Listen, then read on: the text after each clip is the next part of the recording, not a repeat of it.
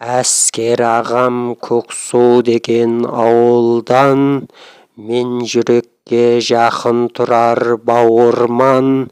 Шахаман деп ербең етсе құлағым, балалығым еске түсіп сағынған.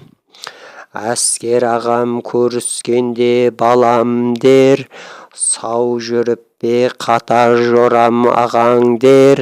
Бұл кісілер жоқ болса да өмірде, туысқанын көргенше маған кел.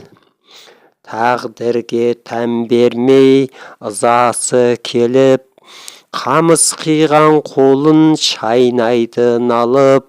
Ішкі күресінде жеңіліс беріп, дәртін жуды мұздай арақты алып.